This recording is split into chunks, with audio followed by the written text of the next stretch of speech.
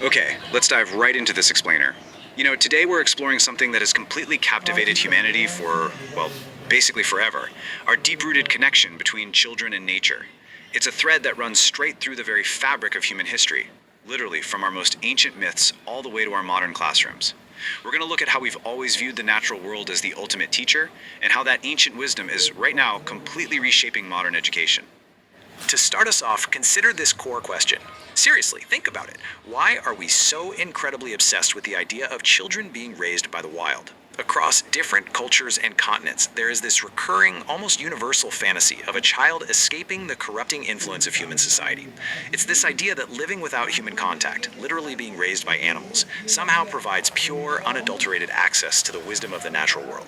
But, how pervasive is this idea really?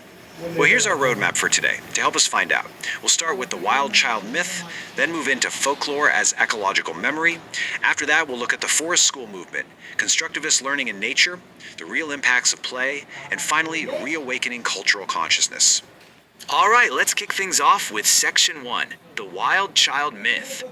Just look at the sheer volume and the massive historical span of this trope. We have literally been telling these kinds of stories for millennia. I mean, think back to ancient Rome, the legendary founders Romulus and Remus, who were suckled by a female wolf. Then jump all the way to 1894, and Rudyard Kipling gives us Mowgli ruling the jungle. Fast forward to 1912, Edgar Rice Burroughs introduces Tarzan, the orphan adopted by apes. And it definitely doesn't stop there. Pop culture just keeps reinventing this. In 1992, Batman's Penguin is depicted as being raised by, well, penguins in the sewers. And even as recently as 2020, in the Pokemon universe, we see Coco raised by the mythical Zarude. We have always written stories about children gaining this unique, vital wisdom by surviving in the wild.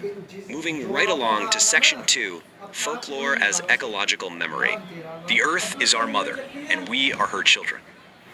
Reading this powerful proverb gracefully takes us from the pure fantasy of feral children right into a deeply rooted cultural reality. In India, for example, folklore carries centuries of accumulated environmental wisdom. The environment isn't just a pretty backdrop, it is family.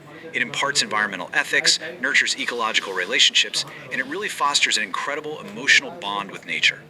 And there is a stark, absolute contrast between our modern systems and this ancient wisdom. On the one hand, modern environmental regulations rely on strict written laws. They view land mechanically, just as an input, and, frankly, they often completely fail to inspire real community participation. But on the other hand, indigenous folklore relies on moral lessons. Even today, rural grandmothers will tell children that trees bleed when they're cut without cause, or that rivers will actually curse those who pollute them. And listen, these aren't just naive myths. They are highly effective ecological safeguards. They ensure true community conservation because they view nature as a relative, not just a resource to be extracted. Let's look at exactly how this plays out in practice, because this folklore actively protects ecosystems. For instance, cobras are